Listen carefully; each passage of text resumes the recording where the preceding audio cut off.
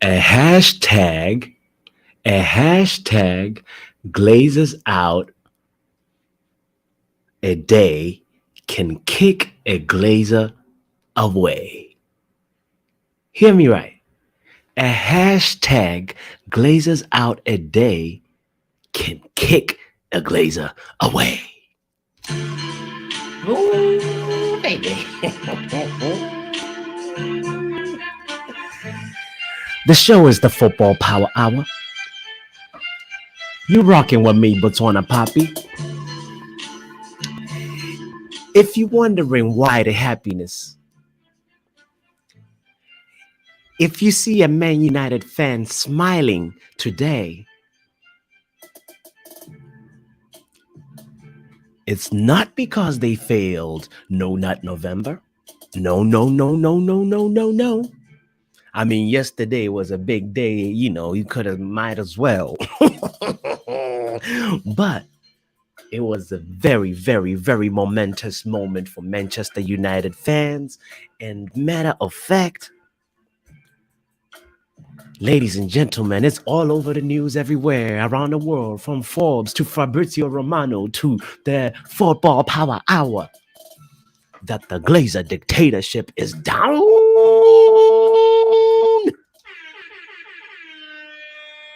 It's a new day, baby. It's feeling like Zimbabwe and Robert Mugabe announces he's about to step down. You know, that conversation, however way it happened is like, comrade, my general, uproar is getting older. The fans have jumped the fence. They have invaded the pitch. They are here for business. If we want to get out alive, my general, we have to leave right now. And the general said, let's get the hell out of here. It's beautiful. There's beautiful times, man. I'm sorry. I'm sorry to you, little whoever you is, whatever the name is, little baby Glazer that was hoping, that was praying to one day take daddy job and own Manchester United. I'm sorry, whatever your name is. I know it was probably who was Malcolm Glazer. That's who he started. That's Grandpapa Glazer, and then it went to Abraham and Jewel and Darcy and all of them, and whoever them kids is. Let's call him Tom Glazer. I'm sorry, Timmy. I blame your forefathers. I am so sorry, Timmy. I blame the forefathers.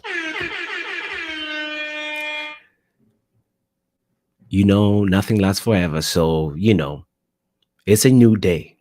It's a new vibe. It's a new life for Man United. Gemini. I heard you, my brother, singing that song. I was like, yes, that's exactly how I feel. And honestly, right now, the question is, where are we going to go next? Because the Glazer dictatorship had been erect and upright for a good 17 years, since 05, I believe. And man, out of here, Glazers. You have no idea. We dreamt for this day. It feels like Man United Unchained. It's like Django Unchained and Man United, because it was a dictatorship. Let's look at a few real quick. Let me just wrap up that point and just say the dictatorship was real. That's why I call it a dictatorship, because we had some Carrington citizens that were exiled. They talk bad about the ownership, about the structure, and they were exiled. Talking about Ralph. Ralph was a Carrington. Let me call him Carringtonite, because citizen doesn't sound right? For obvious reasons. But a Carringtonite that was exiled, Ralph. A Carringtonite that spoke up and was exiled, Ronnie. We're going to get to you, but you know what? I'm so happy that this is an expedited trek in the rebuild process that we are on, this rebuild journey that we're on with Eric Ten Hag. Ladies and gentlemen, let's move on real quick and just say, where is Manchester United going to go next? Where do you want it to go next? So, I mean, there's a whole bunch of Dubai groups and Dubai sharks, these big money, oil money over there, you know, or somewhere in the, let's look real quick. And the United plug said something like, what is that? If y'all also want some juicy deets real quick from I can read that. I don't want to read the Man United statement that they're saying that they're selling, because that's really, really now clear that, like, okay, this club is so big. We weren't even, I heard yesterday, like, somebody was like, yo, I still can't believe that the Saudis beat Argentina. They were like, no, man, what you talking about? The Glazers are selling. That's the front page. The Ronaldo is second page. This club big. That's why the Dubai money out there, like, how can we get in the picture? So real quick, where's that little tweet? Man, it was probably gone. There was like something about like a Middle Eastern investment fund in Dubai, and there might be also some other money in Qatar and Abu Dhabi and Saudi Arabia that might also be looking. But the thing that really interested me was like, is it gonna be an American again? I mean, somebody can be like, money, man. Stop with the xenophobia. But the truth is, yeah, money is money, and every owner is different, and it does not relate anyway to nationality. But I'm curious. I'll be waiting for those United friends that will be like, we don't want American money. Then I'll be like, oh, okay. That says that about you. All right. Now I know who's who as we're looking around the room. But the main thing is, like, where is it gonna go? There's the report, the report that really interested me is like a former Goldman Sachs boss, Lord Jim O'Neill. He was born in Gatley. And he said he might be interested if the Glazers are not unrealistic with them demands, because them Glazers can be unrealistic. I mean, honestly, if we're gonna ask ourselves, how much?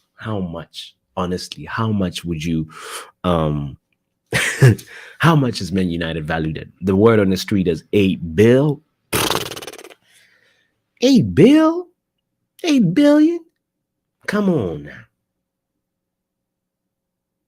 I mean, it's not. I mean, I don't. Obviously, I'm saying, like, it's just one of those, looking at the value of Chelsea, and then you're like, well, obviously, Man United is,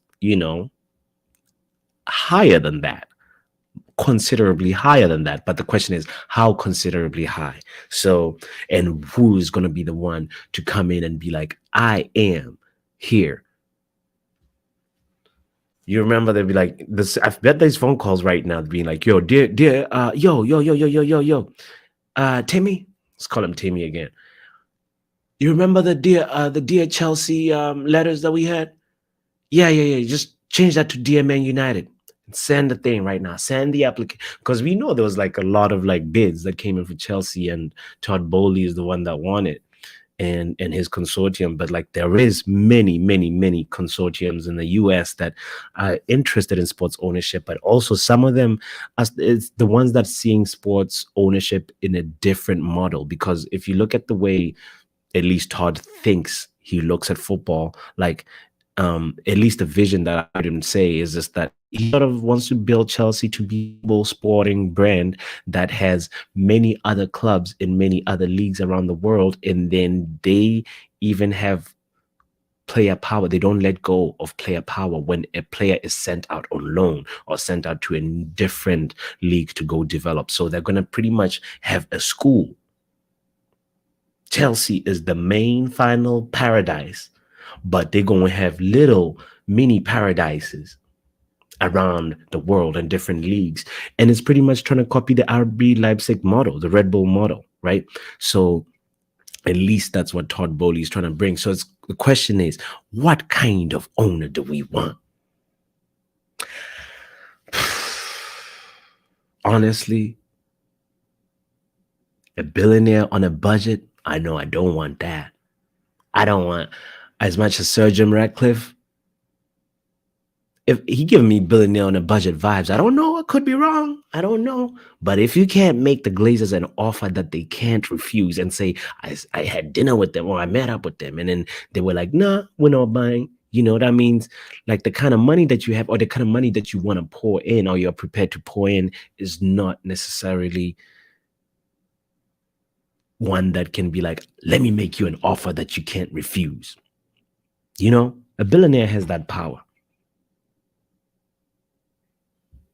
But that's just me. The question is, what kind of billionaire? What kind of owner? I know that I don't want a billionaire on a budget. So the brother gotta have the consortium, gotta have the group, whoever. They gotta have bank, like Elon Musk money. Ooh, dare I say Elon? He said he a Man United fan, and everybody now paying for Twitter, and all those little people that are paying for the checks, they're actually gonna be sponsoring Man United. They're gonna be contributing to the transfer fund. I see where you're going with this, Elon Musk. Twitter, every tweet sponsors Man United. Think of that. All right, scratch Elon aside. Let's say, fine. I know, but I can guess. I can guess that his footballing knowledge is limited. We haven't seen him at games. We haven't really seen him talk about football up until, but I don't want to underestimate a brother. I don't want to judge a book by the cover. You know, he may be one. He may just be one of them dudes subscribed. Who knows? He may be one of them people. Imagine if the Glazers were like, all right, I saw a hashtag. All right. I was on the fence. Damn it. Thanksgiving dinner. Mama Glazer, tell Joel that they not getting turkey if they don't want to sell. They got to let go of something. They got to let go. It's either the 4 islands, the 5 private jets, the NFL team they own, the Tampa Bay, the soccer team they own overseas. They got to let go of one of them 4 things before they can come and have this Thanksgiving gravy. That's Mama Glazer. And then Mama Glazer put the word out there, and then, then the whole family was like, all right. I guess it's the soccer team. But anyway, oh man, I got with that. What I was talking about. Whatever. No. There we go. It's coming back. So I feel like the next owner that I want is an owner that has obviously a big budget and also a passion for the game, and also is involved with the rebuild, actively hands-on involved with the rebuild. Because why I say that? We've seen the model where the owner that just says, here's the money. I'll see y'all on the next financial year, at the end of this financial year, when I'm here for the dividends. And then I'm going to fly back to Texas, or wherever. And that model didn't work. So some people are like, no, we don't want owners that meddle too much, that put too all up in the videos, all up in the interviews of all up in the all up in the business of the club that much, sticking their nose in directly. There's some people that don't want that, but I feel like at this moment in time, we need that kind of owner. I don't know what you think. I'll be curious. The thing that we know for sure is like we're getting something that's fresh. And Man United is now going to be sort of now being the valuing process is going to be the next conversation. I think it's not 8 bill. If somebody tells you that this Ferrari is incredible, but the gearbox is not working and the starter, and then you're going to also need to change the tires, you're going to be like, big man, cut 50%. You know what I mean? At least start bargaining by saying that. I don't know. That's just me. Good thing I'm not a billionaire. But on the question also on the of the owners, it's like, fine. Some people are like, nah, we don't want that Dubai money. We don't want the American money. Yo, you know who's not being talked about? I'll be down for an African owner. Somebody down there with the with the oil from Nigeria or something, or the guy from South Africa that's called Patrick Mutsi. That's called Patrick Motsepe from South Africa. That's like he's been talking a lot about the Super League, about forming an African Super League, which is like, what? Anyway, that's gonna be the next conversation for the next couple of weeks. It's like, which direction were we going? And yeah, I'm curious. Also, the last thing also that I wanted to actually also address was the fact that Ronaldo exit is just the best news anybody can get, because it's a win for him. Why? Because he might end up lifting a Champions League trophy in 6 months. He might end up lifting, he's mentally free. I mean, there's no price, really. There's no price to what's the word? There's no price to mental peace of mind. That's the word I was looking for. There's no price to a peace of mind. Some people can try to put a price to it and say this about it, but honestly, as Man United fans, we fell in love with Ronaldo the Bachelor, and now, big up to you, Simon, for tuning in. He's like, how much the Glazer selling for? Man, the rumor on the street is 8 bill, but I think it's. Do not say you want Ronaldo at Inter. Come on, Simon.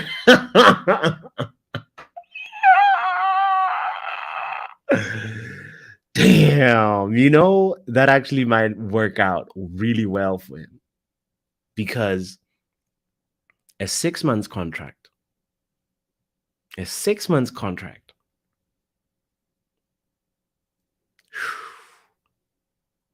he's like, I'm going to perform my best. You know what I mean? A 6 months contract, and it's like a win-win. He's like having a final audition, especially if he has a good World Cup. Watch him score a hat trick versus Ghana, and then people start to change their mind. Man United gonna be scratching their head, being like, "Oh, damn, did we act a little bit too soon?" You know what I mean? But anyway, the last thing that I was talking about how that Ronaldo interview just is gonna lead to a sort of free, good energy vibe for him. So that's really where my mind is, and where I'm like, he might actually play really well. He might actually end up showing that the world, because he's meant he loves that stage. He loves that stage. And, and we fell in love, as Man United fans, we fell in love with the Ronaldo, the Bachelor, and the family man felt like the club was attacking his family. And if you are a family, if you're a father, take a leaf from Ronaldo. Oh yeah, Lukaku is, man, Lukaku. And you know what's going to happen with Lukaku, Simon? He's going to be rushed in. He's going to be rushed into this Belgium side when it's not doing well in the World Cup. And then, obviously, I don't want this to happen, but it might just be one of those situations where he his injury reoccurs or something like that, and then anyway, let's not put that energy out there. But the main thing is like I want Lukaku to be back and firing because like he was also not mentally doing well at Chelsea. He was mentally blocked. When a player does not, you can see it when you're in a high pressure situation and the person is receiving a ball and they don't even know what to do. And their runs are not even with confidence. It's just so body language will never lie to you. That's all I was trying to say. But yeah. Anyway, Ronaldo made that turnaround, and I'm so happy. He's still blocked. Wait. Who is blocked? Lukaku is blocked. Simon, explain that. No. You have to explain that. He's still blocked now. Who is still blocked now? Oh man. Oh no. I gotta know where you're going with that. But anyway, as I was just like finishing out that point of just being like the fact that we are in a we're in a we've do oh really Lukaku is still blocked. Damn. Yeah, well, I think there's still a player in there. There's like he's still like his attributes as a forward. They actually, you know, we remember that guy is actually he used to be good in the air. He used to really know how to hustle other people, and actually, he doesn't have pace. Yeah, he doesn't have the first touch, but that left foot is lethal. If he makes the right connection with the ball, that man is going to do something. One chance, okay, miss. Second chance, hit the post or miss. Third chance is going in. So if you have a forward like that you can give three moments, and then you'll get one of them being a good. But Ronaldo is one of those where he needs if he's mentally energy is right and the mental chakras are aligned, he's not a 3-chance forward. He's a 2-chance forward.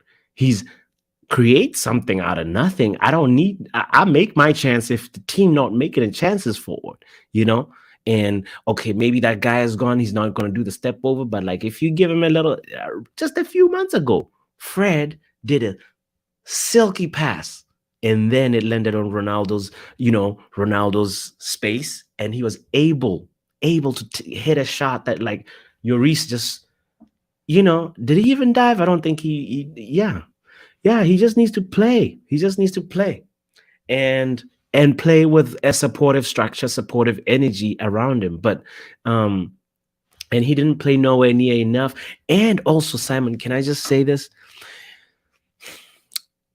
And I'm gonna give the context and say I'm nowhere by any means saying Oli would have been a better manager. But I'll say this, Simon, about Oli. If Oli was still the manager, he would have. I will go on record and confidently say this. If Oli was the manager, he would have given the compassionate leave, which he did not have when he did not even ask for. Or actually, we don't know that part, but like we know that he did not have compassionately. Oli would have been like, Ronaldo, you're taking 3 weeks off of preseason. It's fine. We're gonna have to figure out how to get you up to speed with everybody else and not be ruthless with you and say on a press conference, it's clear. If you miss preseason, it's clear. That's what my manager said. I'm siding with him. I love my manager, but he did say that. And in terms of man management, maybe that part of man management is superstar management. He didn't do that great, and whatever. It's great. It's a win-win for Man United. It's a win-win for Ronaldo. That's all that I'm gonna say. And so he didn't feel any support from the organization. And when you're coming at your family, if something, Ronaldo the Bachelor wouldn't have cared. Say whatever about like whatever, my girlfriend. But come at the family. That's different. That's different. And that's all I'm gonna say about that. There was no compassionate tone that was set by Manchester United at the beginning of the season. Administration wise, it failed him. It fails a lot of players. It fails Jesse Lingard. It failed.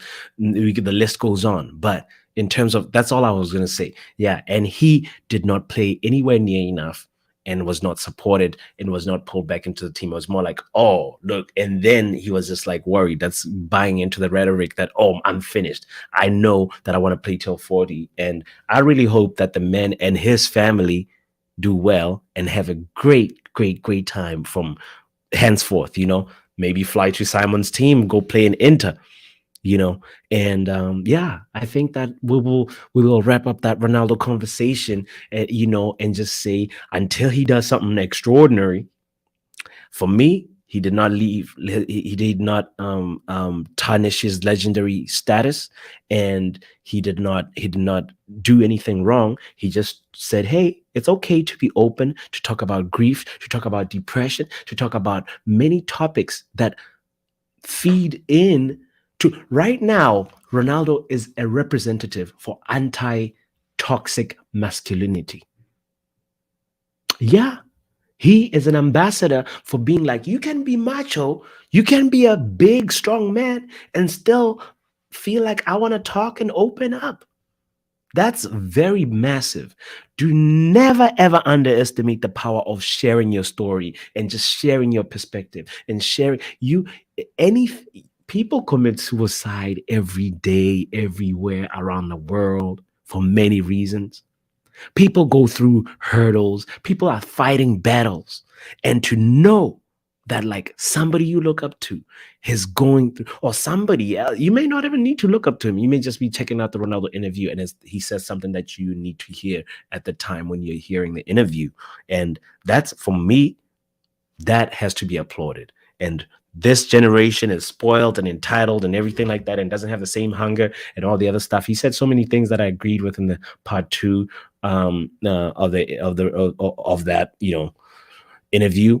I didn't do like an official review of it or whatever, but like these are the main points that I sat on and I thought about, and I was just like, yeah, I agree with a lot, man. No time for haters. Screwed all them Gary Nevilles. Blah, blah, blah, blah. It felt like it was him and his family versus Manchester United in the world. So anyway, we're going to end that Ronaldo conversation for today and say, yeah, go to where you're loved.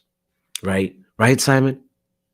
Thank you for hitting that subscribe button. Thank you for hitting that like button. And also, thank you for tuning in and rocking with Botswana Papi on the Football Power Hour.